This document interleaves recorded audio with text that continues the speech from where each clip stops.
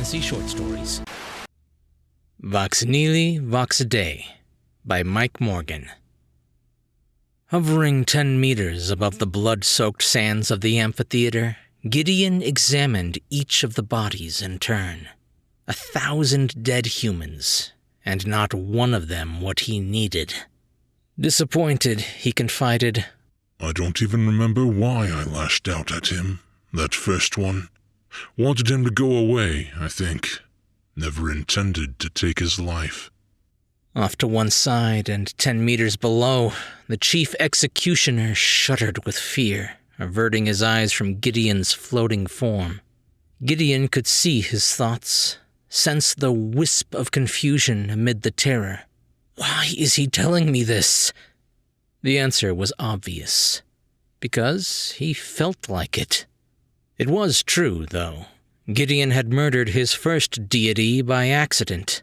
No one had been more surprised than him when the dead god's puissance soaked into his physical shell, doubling his own power. Until that moment, Gideon had been identical in capabilities to the other 99 man-made gods of Earth's new pantheon, able to reshape matter, perform a biogenesis, fly, read minds, the usual for laboratory-bred superhumans. They thought themselves gods, but they accepted theirs was a type of divinity minor in nature. They were figures of awe, idols people appealed to for help. They were not the foci of religions, not beings who ended worlds.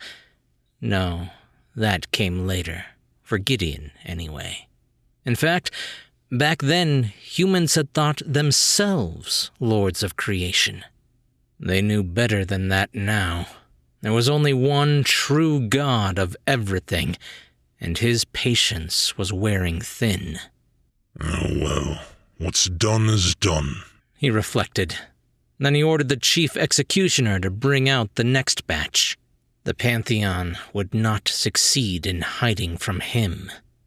The executioner hurried to obey, not wanting to find himself on the list of those about to die. Waiting for the victims to gather, Gideon reminisced. His memories were tinged with gore, so he found them pleasant to revisit. After the murder, Gideon's perception of the world was transformed. He could see so much more, think so much faster.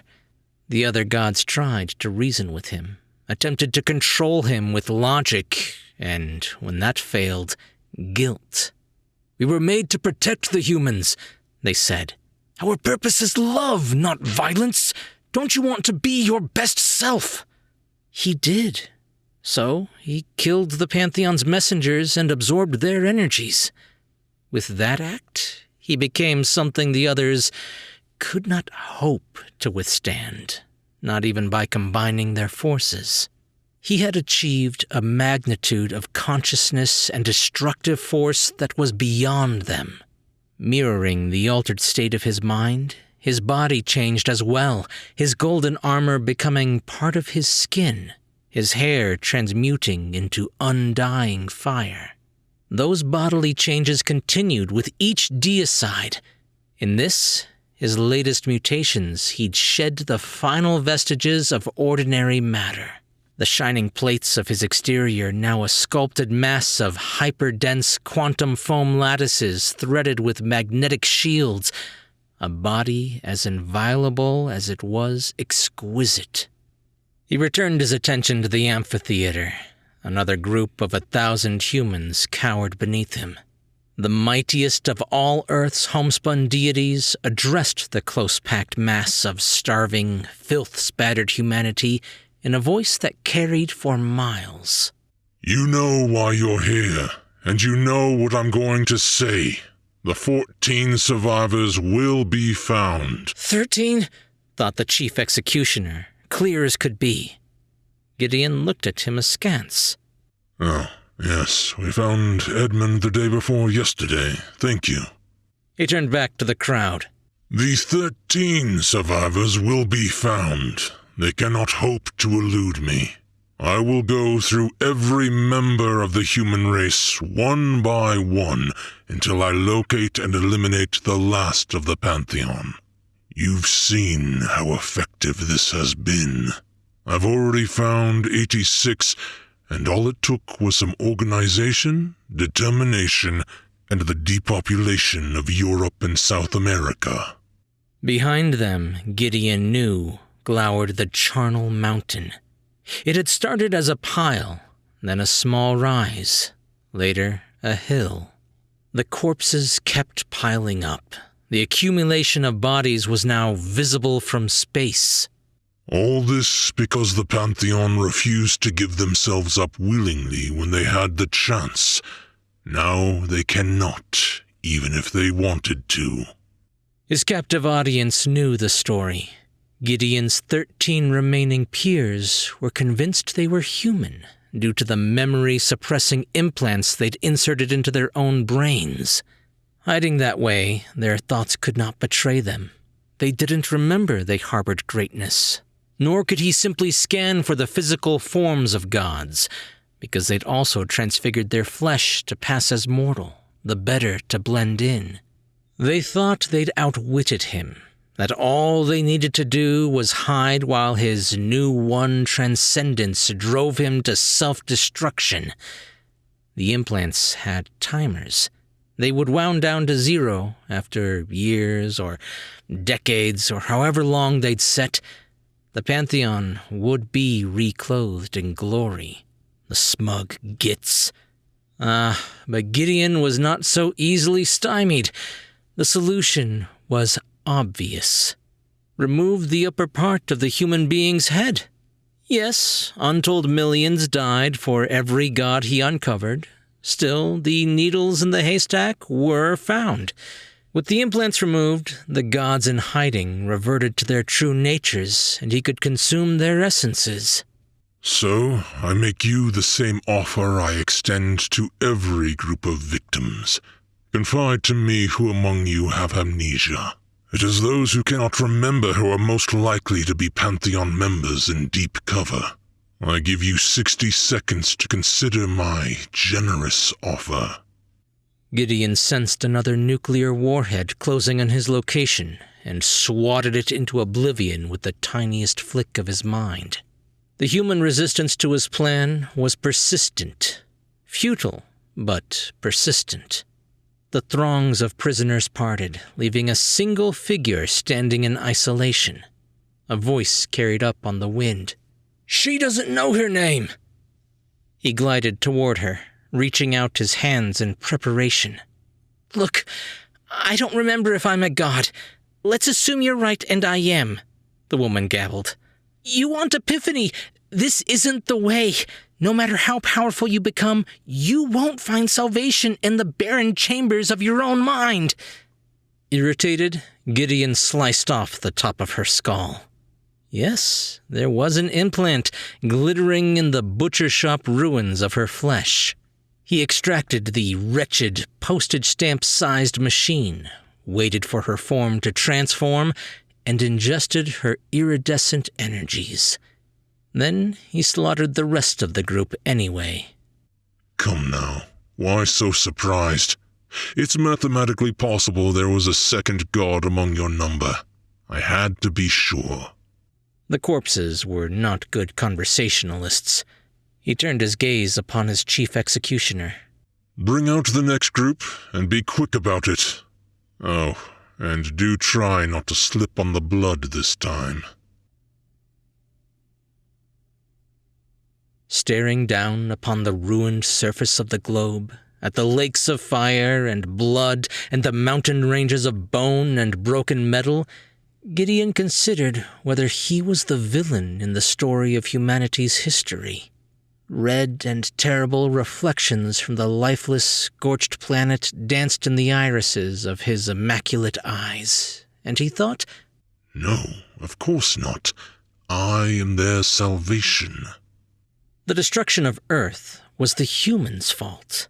They had learned to hide from his zealots, retreating to where his terrestrial servants could not find and gather them. What else could Gideon have done? Annihilating continents was an efficient response to the situation.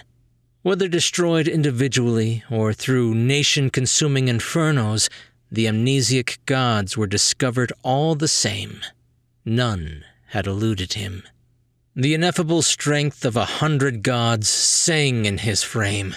That which he had taken, commingled, multiplied, intensified to become much more than the sum of those parts. Storing the memory of the world and everything that had dwelt upon it was a simple act for him now, as was using that knowledge to recreate every last living thing that he had murdered in his quest. He would be their Omega and their Alpha. Gideon waved his hand, and the earth was restored. All was remade in perfect detail, reverted back to the moment before he had killed his first god. Every atom in its original position. Such was his beneficence, he decided to remake his fellow members of the Pantheon. Before raising them, he considered how to go about it, whether to repeat the scientific miracle through which they had been created in the laboratories of Project Perihelion, or to simply reassemble their molecular patterns out of available materials, as he had with everything else. He settled on the latter course. Since his reserves were infinite, no matter how much he expended, his strength remained endless. Life was him to grant on a whim, with no resulting depletion of his potency. You could follow my path, he called to the resurrected gods. Repeat my actions. Nominate one to kill the others. The selected vessel grows infinite in majesty. They restore all that was destroyed. Continue the cycle until all are as me. We can be infinite together. Their answer was swift. Yours is not the path. The irrationality of their reply angered Gideon. What does snuffing out a life matter when it can so easily be reignited? If you are squeamish, scratch out the dead's recollection of their passing so they have no appreciation it ever occurred. Pain no longer remembered causes no suffering. That's not the reason for our refusal.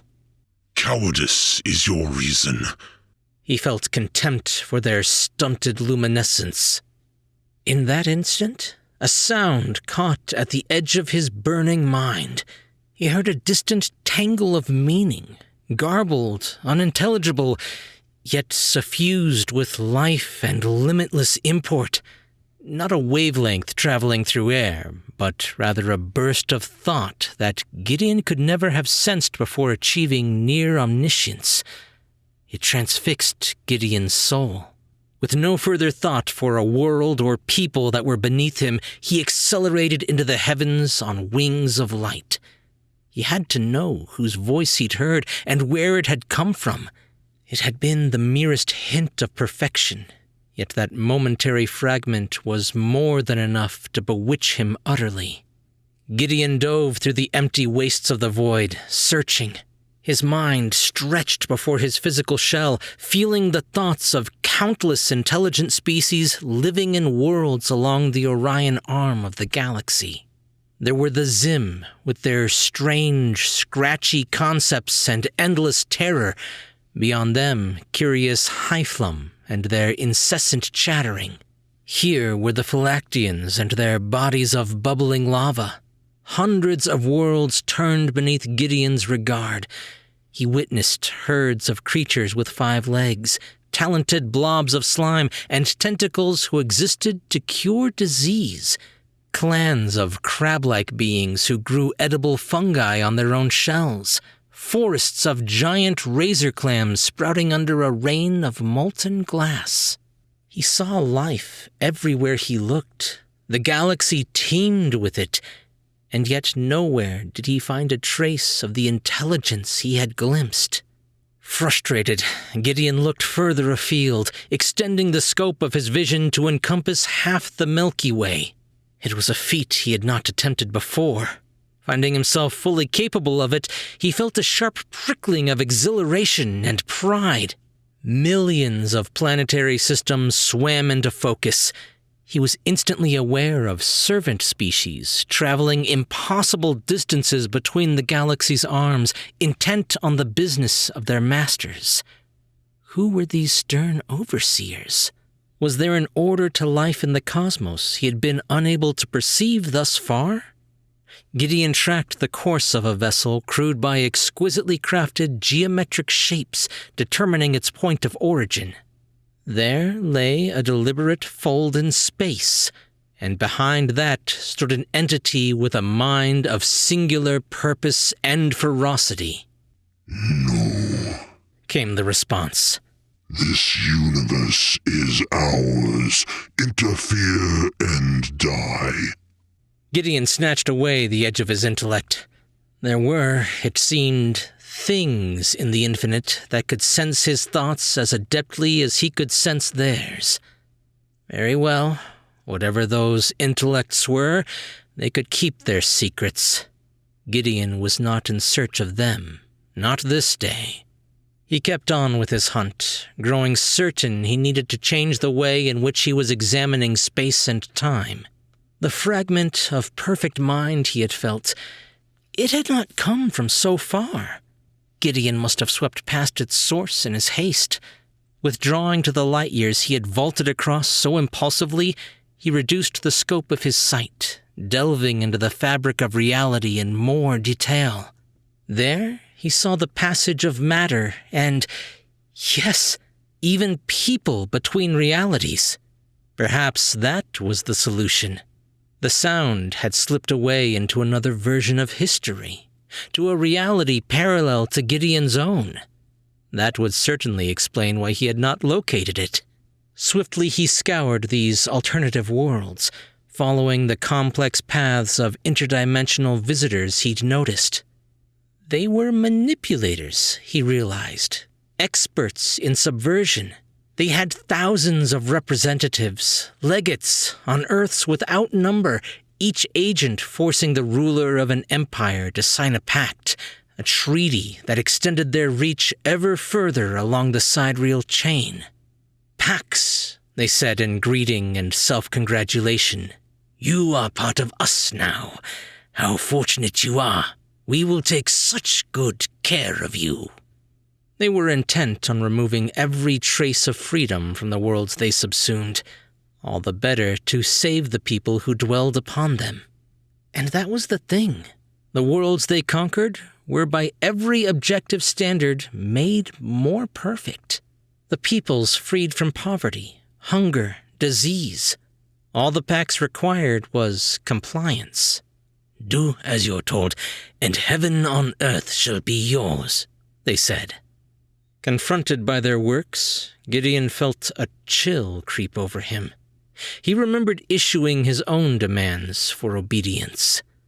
The Pax were everywhere he looked, making the human race perfect. Worlds without number fought tooth and nail against them, refusing to surrender. Gideon was confused by the worlds he saw.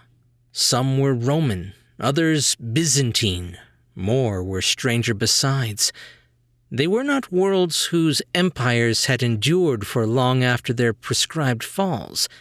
These were genuine kingdoms of earlier ages. He came to appreciate that the realities were not contiguous. There were gaps between them, and these gaps permitted neighboring realms to move relative to each other. As a result of this slippage, a location in one reality might be the 21st century, but due to the continuum next door shifting its relative position into the future or the past, the same spatial coordinates in that other world might be in another epoch entirely. It was a form of time travel. The Pax had taken full advantage of the possibilities this phenomenon afforded, bringing modern weapons into adjacent ages more accustomed to spears and slingshots. If the source of the sound had indeed entered a parallel world, there would be no telling where or when it was. For a second, Gideon was unnerved by the scale of the quest. It was possible, he contemplated, that he could fail. Despair caressed the thorny hide of his certitude, whispering for admittance. Then another possibility occurred to him. What if the source had not entered another reality at all? What if it had slipped into the unspaces between them instead? That too might explain why there was no trail left in baryonic continua by its passing.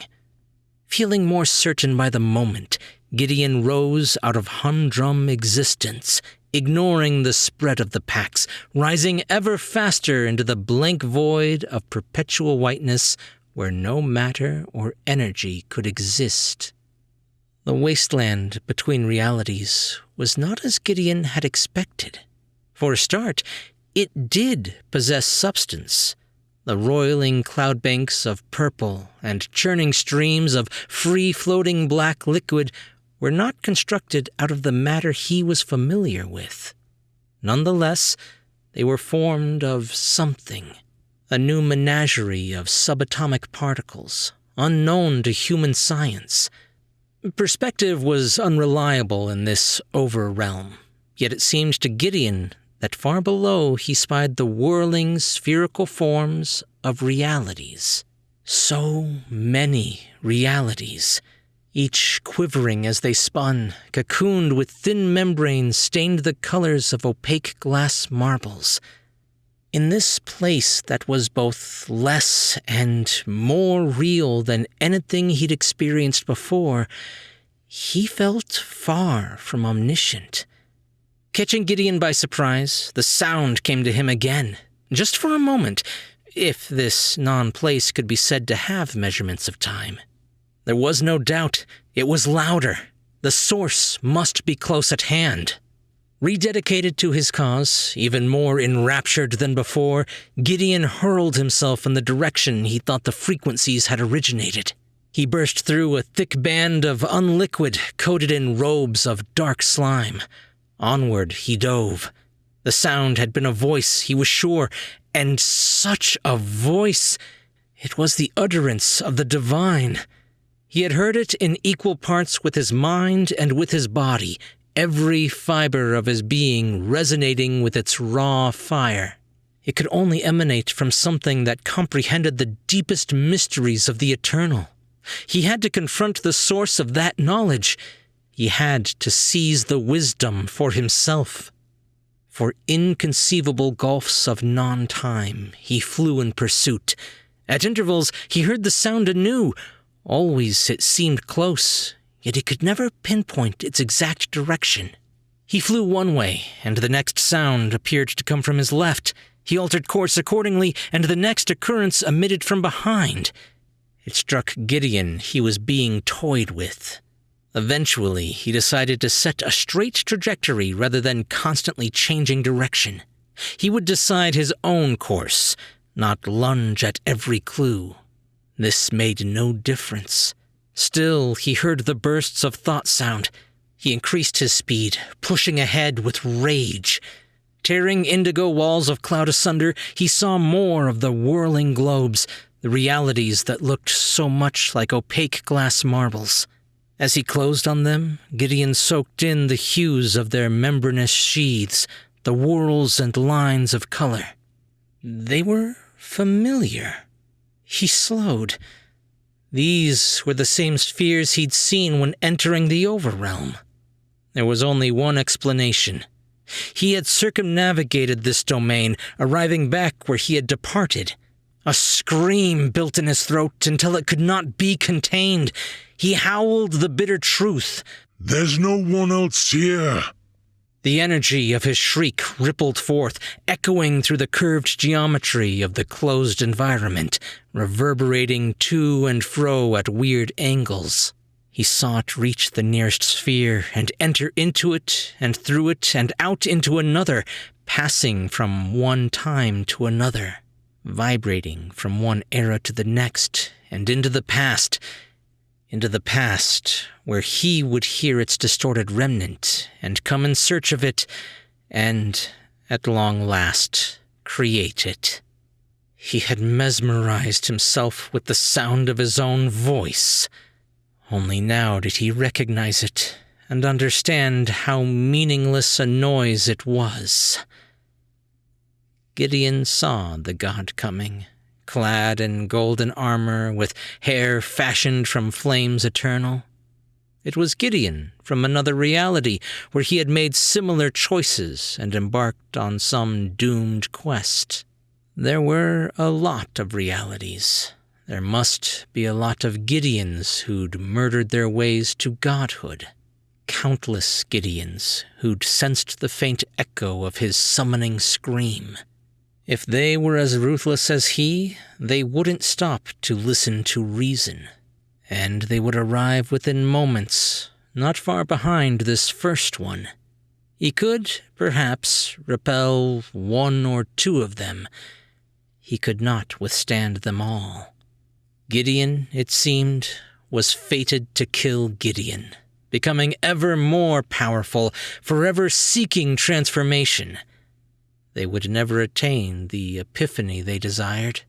The Pantheon had tried to tell him. There is no divine truth here, he breathed.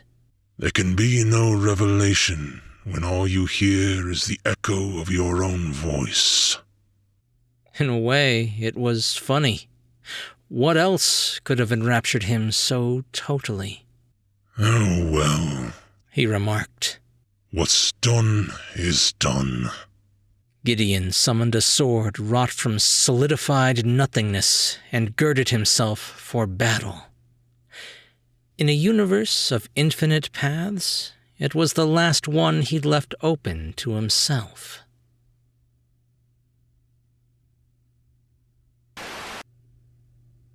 Mike Morgan was born in London, but not in any of the interesting parts. He moved to Japan at the age of 30 and lived there for many years. Nowadays, he's based in Iowa and enjoys family life with his wife and 2 young children. If you like his writing, be sure to check out his website, perpetualstateofmildpanic.wordpress.com. You might also be interested in looking at his novel, Insignificant, published earlier this year, which has earned very good reviews. Links in the description. Hey guys, hope you liked that story. Holy moly, this one was packed with just concept after concept. I don't think I've ever seen a story done in 3,600 words with so many different concepts in it, each one of which could have been a story on its own. Man-made gods, gods consuming other god powers to become an ultimate god, the rebuilding humanity, is he really a villain or was he the savior the entire time because he brought them all back? All the different races he saw in space, the interdimensional infiltrators, the going between time and reality. It's every single page there was like 4 new concepts that were just so cool. As a science nerd, this was like just brain candy for me. I hope you guys liked it half as much as I did because it was a wild ride. On multiple occasions while narrating this, I just stopped and just geeked out about a concept he had in here. Anyway, if you guys liked it, be sure to leave a thumbs up and a comment if you're on YouTube. Or if you're listening to the podcast version, just be sure to subscribe for more brand new short stories. I'm Chris Herron, and that's it for today's Tall Tale TV.